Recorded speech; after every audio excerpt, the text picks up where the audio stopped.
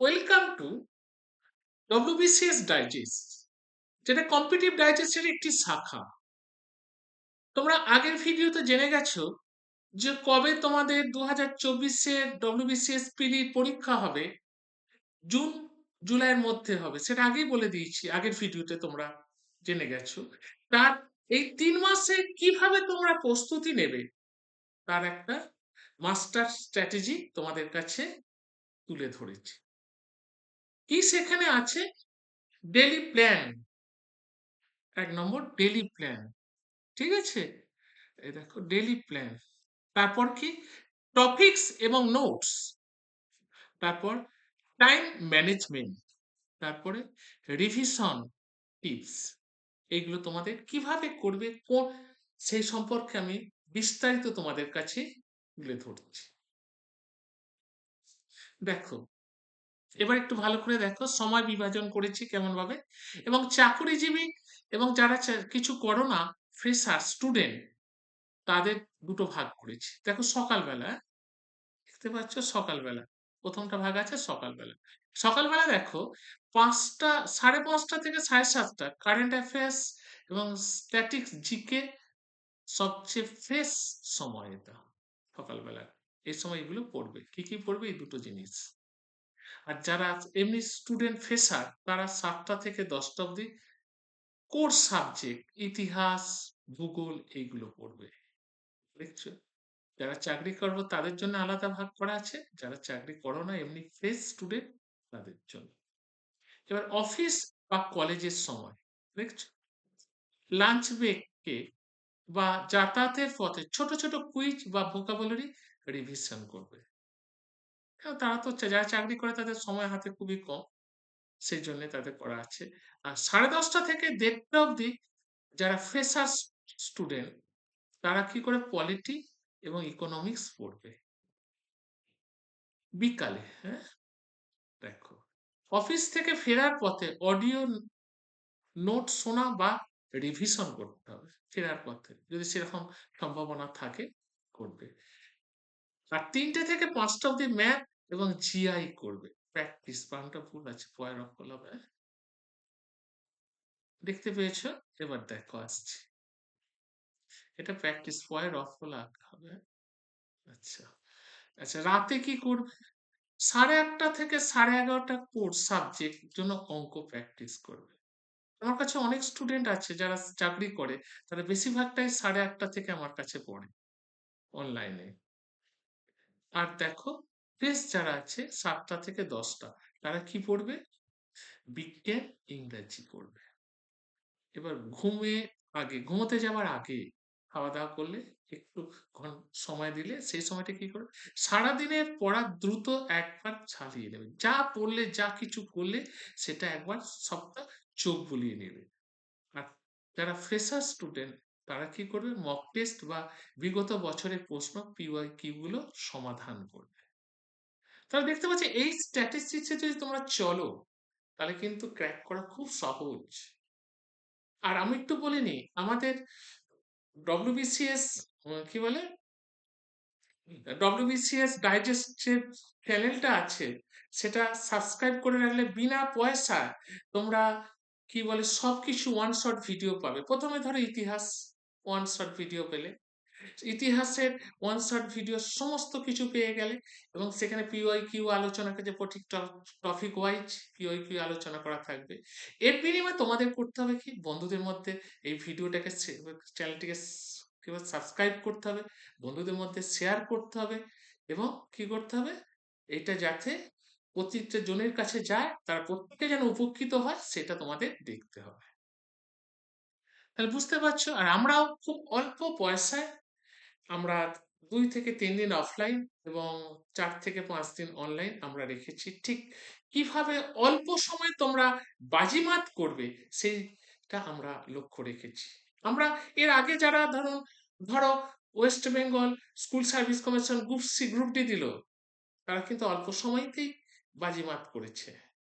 এবং এর আগে যারা এসএলএসটি পরীক্ষা দিল, তারাও তাই অল্প সময়ের মধ্যেই আমাদের কাছে পড়ে বাজিমাত করেছে, এবং অনেকেই তাদের ইন্টারভিউ হয়ে গেছে।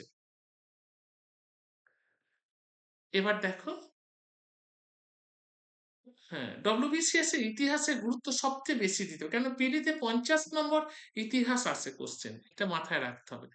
প্রথমের দিকে কি করে 15 দিন, 15 দিন কি করবে, হিস্ট্রি অ্যানসেন্ট, এই যে দেখতে পাচ্ছ এইগুলো আমরা কিন্তু এক 15 দিনের মধ্যে এটা টোটালটা 50 নম্বরটা আমরা শেষ করি ওয়ান শট, এবং ডিটেলিং দেওয়া থাকে, এবং তার সাথে পিওয়াই কি এবং আর কি ইম্পর্টেন্ট কোশ্চেন আমরা আলোচনা করে দিই। এরপর আসছি 16 দিন, 30 দিন, 16 থেকে 30 দিনের মধ্যে কি কি করবে, যেমন সংবিধান, ইন্ডিয়ান পলিটি, এটাও তাই আমরা অল্প দিনের মধ্যে ওয়ান শট ভিডিওতে টোটালটা বুঝিয়ে দিই।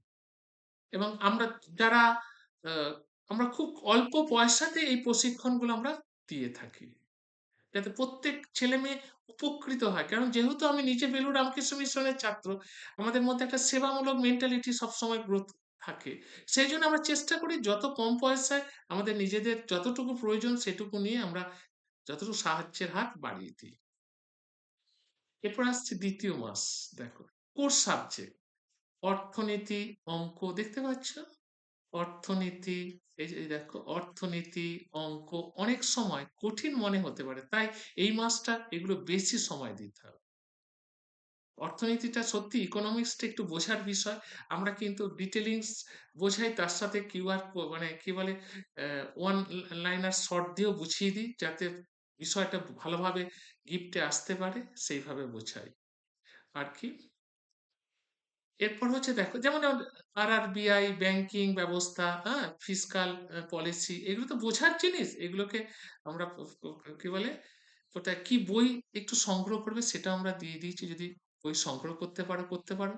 আর কি আছে 16 থেকে 30 দিনের মধ্যে দেখো ম্যাথ, অনুপাত, শতাংশ, লাভ ক্ষতি, দেখতে পাচ্ছ এগুলো আমরা সবই দিয়ে গেছি, গড়, সময়, কাজ, এগুলো প্রত্যেকটা জিনিস আমরা কি বলে ডিটেলস বোঝাতে থাকি এবং করাতে থাকি, এবার গ্রাউন্ড লেভেল থেকে। আর যারা ফ্রি আমাদের এই বিষয়গুলোকে জানতে চাও, তারা কিন্তু আমাদের চ্যানেলটিকে সাবস্ক্রাইব করে নেবে, WBCS ডাইজেস্ট চ্যানেলটিকে, তাহলে ফ্রি এগুলো পেতে পারবে। এবং RS আগরওয়াল বা সুবীর দাসের দেখতে পারো, প্রতিদিন সংবাদপত্র পড়া আর কি ইতিহাসের রিভিশন করা, এটা মাথায় রাখতে হবে। এবার আসছে অবশিষ্ট বিষয় বা চূড়ান্ত রিভিশন। এই মাসে শেষ 3 মাস বলেছি, 3 মাসের ভাগটা দেখো, এই মাসে কি করতে হবে, নতুন কিছু পড়ার চেয়ে রিভিশন এবং মক টেস্ট জোর দিতে হবে। তাহলে 3 নম্বর মাসটা বেশি করে প্রথম 1 থেকে 10 দিন কি করতে, ভারতের ভৌগোলিক অবস্থান, নদ নদী, এইগুলো সম্পর্কে মক টেস্ট দিতে পারবে। এবার কার্তিক চন্দ্র মন্ডলের একটা বই আছে, তোমরা দেখতে পারো। এবার 11 থেকে 20 দিন এইটা জীবন বিজ্ঞানের উপর বেশি জোর দিতে হবে কোষ, ভিটামিন, হরমোন, এগুলো ভৌতিক বিজ্ঞানের সাধারণ ধারণা, এগুলো দিতে হবে। ইংলিশে যেমন সিনোনিম, অ্যান্টোনিম, ইডিয়ামস, ফ্রেজেল ভার্ব, এগুলোর উপর জোর দিতে হবে। এবার 21 থেকে 30 দিনের মধ্যে বিগত 5 থেকে 10 বছরের প্রশ্ন PYQ সমাধান করতে প্রতিদিন অন্তত একটি করে ফুল লেন্থ মক টেস্ট তোমাদের করতে হবে, প্রতিদিন মক টেস্ট করতে হবে।